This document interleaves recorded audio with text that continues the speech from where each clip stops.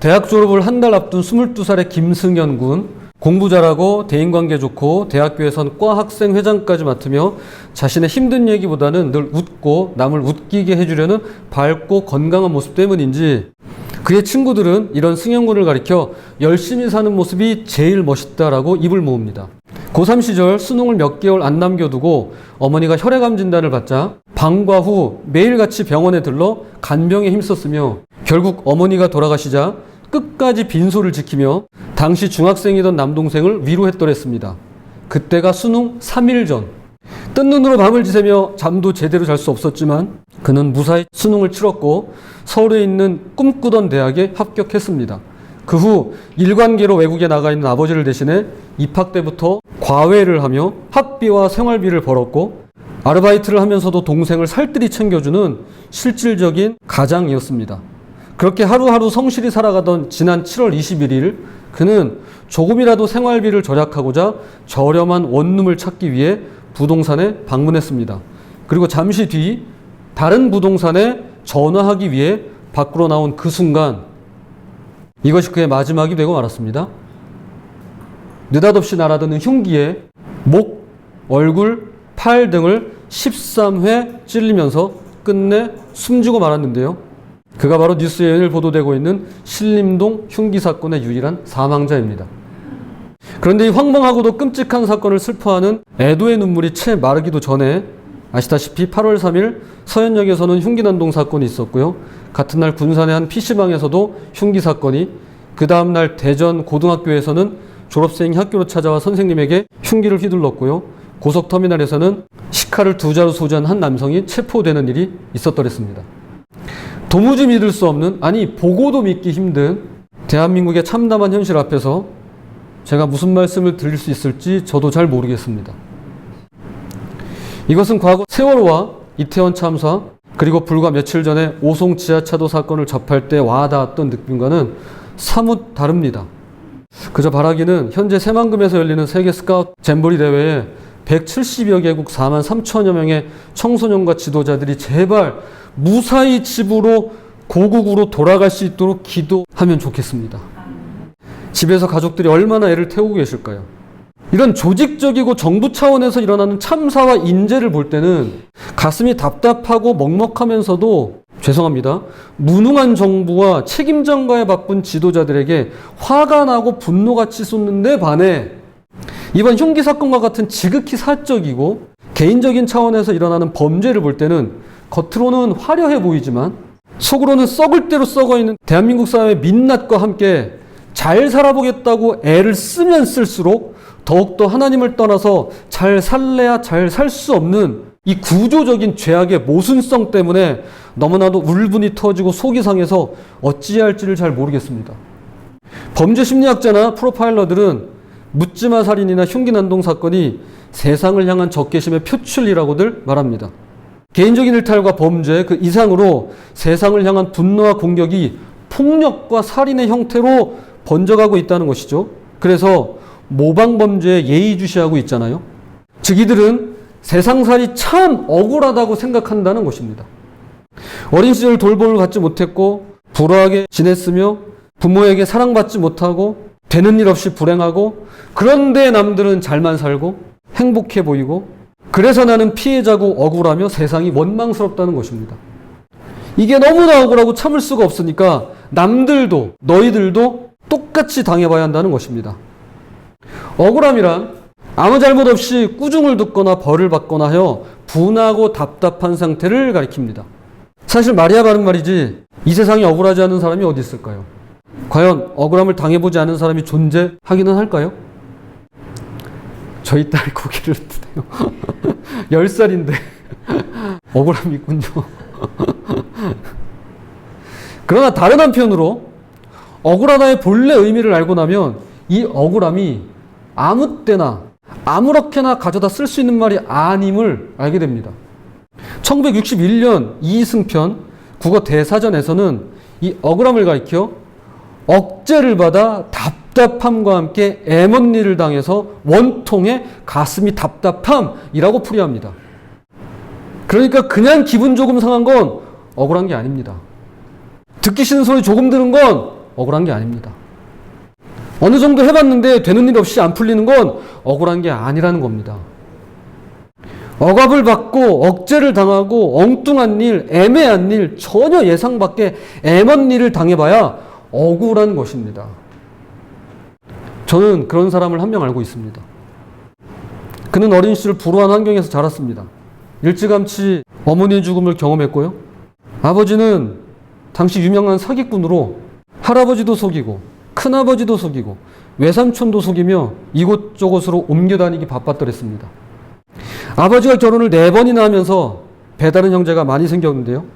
한 번은 이 배다른 형들이 한 성읍의 모든 남자들을 살해하고 약탈하고 여자들과 아이들을 납치하는 걸 두 눈으로 지켜볼 때도 있었습니다. 그로부터 얼마 뒤 맏형이 아버지의 아내 중 한 명과 잠자리를 같이 하다 발각되기도 했더랬습니다. 어린 시절 받았던 아버지의 사랑은 형들 눈에 그저 차별과 편애로밖에 보이지 않았고요. 이것이 얼마나 미운 털이 박혔는지 형들은 눈 하나 깜짝하지 않고 동생인 그를 노예 상인에게 팔아버립니다.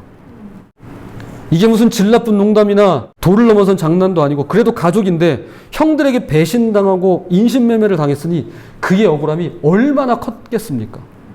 하루아침에 노예가 된 그는 시간이 흐르면서 주인의 인정을 받으며 조금씩 형편이 나아지는 듯 싶었지만 단 한순간에 안주인을 희롱하고 성폭행을 시도했다는 누명을 쓴 채 결국 죄수 신세가 되고 맙니다. 성경을 조금이라도 읽어본 분이시라면 그가 누군지 잘 아실 텐데요. 바로 요셉이죠. 그가 당한 억울함은 당해본 사람만이 알 수 있을 것 같습니다.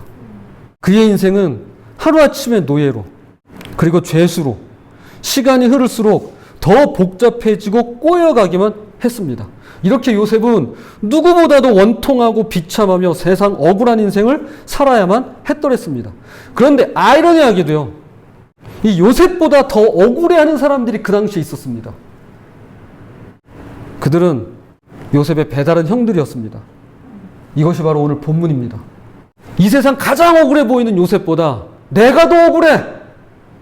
라고 주장하던 사람들입니다.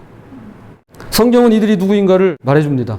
야곱의 족보는 이러하니라. 요셉이 17세의 소년으로서 그의 형들과 함께 양을 칠 때에 그의 아버지의 아내들 빌하와 실바의 아들들과 더불어 함께 있었더니 그가 그들의 잘못을 아버지에게 말하더라. 아버지 야곱에게는 레아, 라헬, 그리고 빌하와 실바 이렇게 4명의 아내가 있었습니다. 17살의 요셉이 형들과 함께 양을 칠 때입니다. 양을 하루 이틀 치는 게 아니었겠죠.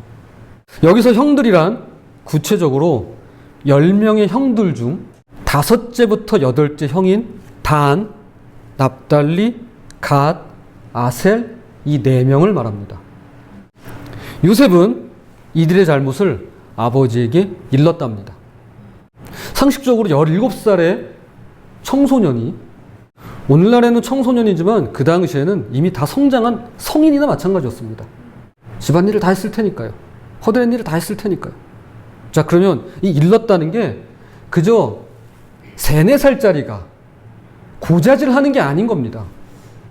이것은 뭔가 심각한 불법이나 뭔가 큰일이라는 뜻입니다. 그런데 이 4사람은요, 자신의 잘못을 뉘우치기는커녕 대신 요셉의 이런 고자질을 못마땅해 하며 억울해했습니다. 사실 그렇습니다. 이 시대의 악행과 착각이 이 부분에서 잘 드러나 있는데요.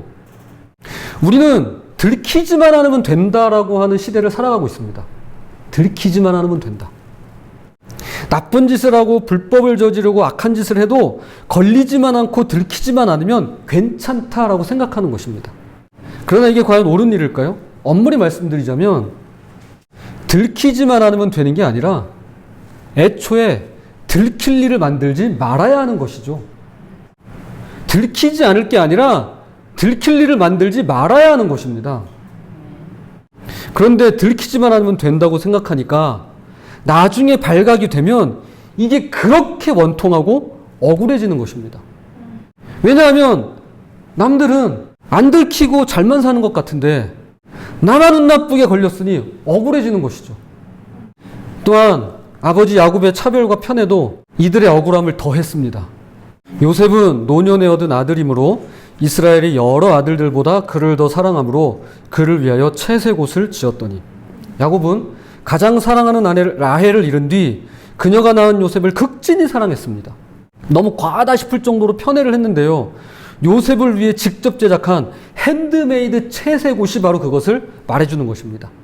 당시 남자들은 해 뜰 때부터 해질 때까지 노동을 하고 아직 어린 남자 아이들도 하다못해 잔심부름이라도 해야만 했습니다. 그런데 17세의 요셉, 어린아이가 아니죠. 17세 요셉에게 채색옷을 입혀줬답니다. 그런데 생각해 보세요. 어디 채색옷을 입을 수가 있겠습니까? 그런 건 아예 있지도 않고 있다 한들 입을 기회조차 없습니다. 그런데 이 17세 요셉에게는 특별히 채색옷을 지어 입혔대요. 얼마나 편애가 심했는지를 알 수 있는 대목입니다. 형들 다 일할 때 요셉은 일을 안 했습니다. 형들이 험하고 굳은 일 할 때 요셉은 쉽고 편한 일을 했다는 겁니다. 채색옷 입고 어떻게 양을 쳐요? 채색옷 입고 어떻게 양들이랑 자요? 채색옷 입고 어떻게 똥을 치워요? 형들은 채색옷을 입고 돌아다니는 요셉이 꼴사납고 미운 정도가 아니었습니다. 그의 형들은 아버지가 자기들보다 요셉을 더 사랑하는 것을 알고는 그를 미워했다. 그들은 요셉에게 말조차 건네지 않았다. 말조차 건네지 않았습니다. 형들은 요셉에게 말조차 건네지 않았대요. 반갑게 인사를 한다거나 따뜻한 말 같은 건 상상도 못하는 일이에요. 아예 요셉과는 말을 섞질 않았답니다. 그런데 우리도요, 이거 해봐서 잘합니다. 해보셨잖아요. 아, 안 해보셨나요? 전 해봤어요. 여러분 기분 나쁘거나 상하면은 말 안 할 때 있잖아요. 정말 미워하고 진짜 꼴 보기 싫으면요, 아예 상종을 안 하고 말을 섞질 않습니다. 우리가 그래요. 제가 그래요. 그런데 매일 보는 가족 중에 그런 사람이 있다고 생각해 보세요. 이 형들이 얼마나 요셉을 미워하고 그를 원망했는가를 알 수 있습니다. 여기에 요셉이 꾼 꿈이 형들의 억울함에 쐐기를 박죠. 요셉이 꿈을 꾸고 자기 형들에게 말하며 그들이 그를 더욱 미워하였더라. 그래서일까요? 보다 못한 형들은 더 이상 못 참겠다고, 세상 억울해서 도저히 못 살겠다며 요셉을 죽이기로 작정합니다. 성경은 이들이 얼마나 잔악무도한가를 그들의 말과 행동을 통해 자세히 묘사하고 있습니다. 자, 그를 죽여 한 구덩이에 던지고 우리가 말하기를 악한 짐승이 그를 잡아먹었다 하자. 그의 꿈이 어떻게 되는지를 우리가 볼 것이니라 하는지라. 멀리서 다가오는 요셉을 보면서 자기들끼리 이야기합니다. 요셉 저놈 죽여버리고 구덩이에 던져넣자. 그리고 아버지에게는 짐승한테 잡아먹겠다고 하지 뭐. 아무리 배다른 형제지만 이게 가족끼리 할 소리는 아니죠. 농담으로도 이런 말은 절대 안 될 말입니다. 그런데 진짜 무서운 건 이게 그냥 하는 소리가 아니라는 것입니다. 사실은요, 우리도요, 이런 잔인한 말을 너무 쉽게 할 때가 있습니다. 죽인다, 죽여버리겠다, 죽는다, 죽이겠다. 이런 말을 너무 쉽게 합니다. 생각은 그렇게 할 수 있을 겁니다. 사실 생각조차 안 하는 게 가장 좋겠지만 너무 원통하고 억울해서 감정이 북받쳐 오르면 하지 말아야 될 생각들이 불쑥불쑥 떠오를 때가 있습니다. 그러나 그것을 입 밖으로 꺼내는 건 또 다른 문제입니다.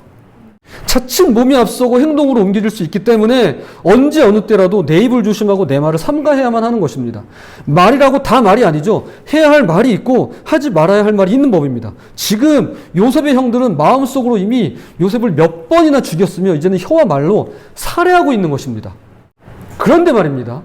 당시 요셉이 살던 시대에는 상상도 할 수 없었던 심각한 문제가 오늘 저와 여러분이 사는 우리 현대인들에게 일어나고 있습니다. 그것은 묻지마 살인이나 흉기난동 사건 그 이전의 문제입니다. 여러분, 과거에도요, 흉기난동 사건은 있었습니다. 수천 년 전에도요, 흉기난동 사건이 있었습니다. 살인이 있었습니다. 묻지마 살인이 있었을 겁니다. 그 이전의 문제입니다. 보다 뿌리 깊은 근본적인 문제라고 할 수 있는데요. 바로 면전에서 얼굴과 얼굴을 맞대고 할 수 없는 말이나 해서는 안 되는 말을 이제는 얼마든지 자유자재로, 문자로, 카톡으로, 소셜미디어로, 그리고 인터넷 게시판을 통해서 마음껏 원하는 대로 마구 쏟아내고 뱉어내면서 끊임없이 확대하고 재생산을 거듭하고 있다는 것입니다. 우리는 이것을 다음과 같이 부르죠. 악성 댓글. 이미 우리는 악성 댓글을 통해 얼마나 많은 사람들이 죽음에 내몰리고 있으며 지금도 죽음을 생각하고 실제로 죽이고자 마음을 먹고 또한 죽음을 선택하고 있는가를 잘 알고 있습니다. 간곡히 바라기는 억울하다고 생각될 때 무엇보다 입술을 지키고 말을 조심하시길 부탁드리겠습니다. 특별히 언제 어디서나 익명으로 올릴 수 있는 악성 댓글은 쓰지도 말고 읽지도 말고 뭐 먹지도 말고 가지도 말고 뭐 이런 거 있잖아요. 하여튼 마시기를 다시 한번 부탁드립니다. 이제 형들은 반갑게 인사하며 다가오는 요셉을 붙잡아 일단 그가 입은 채색 옷을 벗기고 구덩이에 던져 넣었습니다. 당장에 그를 죽이지 않은 이유는 맏형 르우벤이 요셉을 죽이는 일에 반대하고 나섰기 때문인데요. 이들은 요셉을 어떻게 처리할지 결정을 못 내린 채 고민 중에 있었습니다. 저는 여기서 형들의 다음 행동에 주목하고 싶은데요. 그들이 앉아 음식을 먹다가 눈을 들어 본즉 한 무리의 이스마엘 사람들이 길르앗에서 오는데 그 낙타들의 향품과 유향과 모략을 싣고 애굽으로 내려가는지라. 잘 보세요. 이들이 보여준 행동이 있습니다. 그들이 앉아 음식을 먹다가 앉아서 음식 먹었어요. 즉 이들은 아무 일 없었다는 듯이 태연히 앉아서 식사했습니다. 저는 이 부분이 정말 소름 끼치도록 무섭습니다. 자, 지금 상황이 그렇습니다. 여기 지금 요셉이 옷이 벗겨진 채 구덩이에 빠져 있어요. 제 힘으로 17살짜리 아이가 제 힘으로 못 나올 정도의 높이예요. 그러면 성인도 나올 수 없는 구덩이에요. 자, 거기에 빠져 있어요. 뭐 하고 있겠어요, 요셉이? 우두커니 앉아 있을까요? 소리 지르겠죠. 형들 그러지 마. 형들 나 건져줘. 이거 장난 아니야. 나 너무 힘들어. 그랬겠죠. 근데 형들이 앉아가지고 지금 저거 어떻게 할까? 죽일까 말까? 저거 어떻게 할까? 이야기하는 거예요. 그러면서 뭐 해요 지금? 앉아서 밥 먹고 있어요. 식사하고 있어요 지금. 보통 나쁜 짓을 하면요, 양심에 찔리고 식은땀이 나면서 안절부절 못하는 게 보통이고 정상입니다. 그러나 이 형들은 그런 게 없습니다. 평소처럼 식사하고 늘 하던 대로 웃고 떠들며 그렇게 앉아있는 겁니다. 9년 전 단원고 학생들의 학부모님들이 세월호 특별법을 위해 단식하며 있을 때 그 맞은편에 배달 음식을 시켜놓고 먹방을 찍던 사람들의 모습을 저는 두 눈으로 똑똑히 지켜보았습니다. 더 자세한 얘기는 하지 않겠습니다. 지난 5월에는 피를 흘리며 의식을 잃어 쓰러지도록 아내를 폭행한 남편이 아내를 그대로 방치한 채 테드 치러 나갔습니다. 무엇보다 이번 일련의 묻지마 사건도 사람을 향해 흉기를 휘두르고는 피 묻은 채로 아무렇지 않게 다시 일어나 뚜벅뚜벅 걸어가면서 또 휘두르고 또 찌르고. 여러분, 아무리 억울한 일이 있어도 이것 하나만큼은 꼭 기억했으면 하는데요. 세상 억울한 일을 당했다고 해서 그분들이 모두 남을 탓하거나 똑같이 되갚아준다거나 누군가를 다치게 한다거나 심지어는 사람을 죽이지는 않는다는 것입니다. 오히려 그 반대의 경우도 얼마든지 있다는 것입니다. 이것이 바로 오늘 결론인데요. 이제 말씀의 결론을 맺겠습니다. 억울한 일을 만났기 때문에 역으로 자신의 과오를 돌아보고 오늘 내게 맡겨진 일에 다시금 최선을 다할 수 있고 곤경에 처한 이들을 도와주고 심지어는 수많은 사람의 생명을 살려내기도 한다라는 것입니다. 그가 바로 누구보다도 세상 억울한 일을 당했던 요셉입니다. 아무리 그의 형들이 자신들이야말로 가장 억울하다며 인면수심의 악행을 저질렀어도 요셉은 그러지 않았더랬습니다. 그럼 요셉은 어떻게 말하고 어떻게 행동했을까요? 그가 직면한 고생을 세상 억울한 고통으로 여기지 않았습니다. 여러분, 우린 다 고생합니다.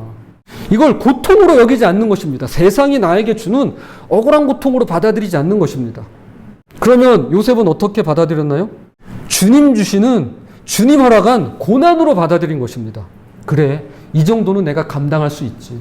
그래서 채색 옷을 입고 돌아다니던 과거 부잣집 도련님의 모습을 벗어버리고 이제부터는 하루하루 맡겨진 일에 수고하고 땀 흘리는 노예로 살아갑니다.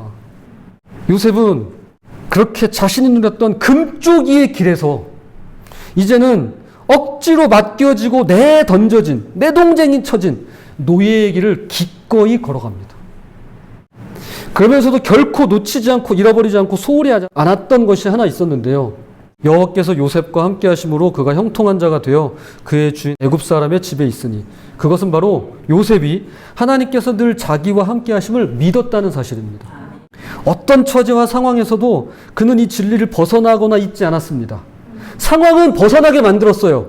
처지는 벗어날 수밖에 없는 처지일 수 있어요. 그러나 그는 이 진리를 벗어나거나 잊지 않았습니다. 억울하게 노예로 팔려온 주인집에서는 물론이고 그보다 더 억울하게 누명을 쓰고 갇혀버린 감옥에서도 그는 이 사실을 잊지 않았습니다. 요셉이 옥에 갇혔으나 여호와께서 요셉과 함께 하시고 그에게 인자를 더하사 간수장에게 은혜를 받게 하시매. 그리고 마침내 기적 같은 일이 일어나는데요. 하나님을 끝까지 신뢰하며 자신의 방법이 아니라 그분의 방법만을 고집하고 추구해온 요셉에게, 여러분 이 대목이 중요합니다. 내 방법이 아니라 그분의 방법을 어떻게든 붙들고 고집스럽게 이걸 지켜냈어요. 자, 그랬을 때 그런 요셉에게 하나님께서 원하시는 대로 빚어지고 다듬어질 때까지 오랜 세월이 흐른 뒤에야 비로소 기적이 일어나게 됩니다. 바로 하나님께서 요셉의 억울함을 풀어주신 것입니다. 그제서야 억울함이 풀려요. 요셉 스스로 자신의 억울함을 푸는 것이 아닙니다. 노예로 팔려갈 때도, 노예로 살아갈 때도, 누명을 쓰고 감옥에 갇혔을 때도 그가 하나님의 선하심을 의심하지 않고 언제나 함께 하심을 믿고 따랐더니만 마침내 그의 억울함이 해소되더라는 것입니다. 그뿐 아닙니다. 하나님의 사람 요셉을 통해 수많은 사람의 생명이 살려내는 반전이 일어난 것입니다. 하나님이 큰 구원으로 당신들의 생명을 보존하고 당신들의 후손을 세상에 두시려고 나를 당신들보다 먼저 보내셨나니 그런즉 나를 이리로 보내니는 당신들이 아니요 하나님이시라. 하나님이 나를 바로에게 아버지로 삼으시고 그 온 집의 주로 삼으시며 애굽 온 땅의 통치자로 삼으셨나이다. 저는 우리가 당하는 세상 억울한 일을 해소하고 해결한 일을 바로 이 말씀에서 그 해결법을 발견하게 되는데요. 나를 이끌어 가시는 분이 내가 아니라 하나님이심을 믿고 따를 때 억울함은 비로소 해소될 수 있다라는 것입니다. 그래서 오늘 본문에 보면 주어가 누군가요? 하나님이세요. 주어가 내가 아니에요. 하나님이십니다. 하나님이 구원으로, 하나님이 나를 당신들보다 먼저, 하나님이 바로에게 아버지로 삼으시고 하나님이 애굽 온 땅의 통치자로 삼으셨습니다. 하나님이 주인공이고 하나님이 주어이세요. 즉 내 삶의 주인이 나 아님에서 하나님이 될 때 비로소 억울함은 해소되는 것입니다. 나 아님이 아니라 하나님이 될 때 억울함은 해소됩니다. 부디 아무 일을 만나도 특별히 세상 억울한 일을 당해 모든 게 원망스러울 때 나를 인도해 가시는 분이 나 아님이 아니라 하나님이심을 믿고 그분의 확신에 거하시며 따라가시는 저와 여러분이 되시길 주님의 이름으로 부탁을 드립니다.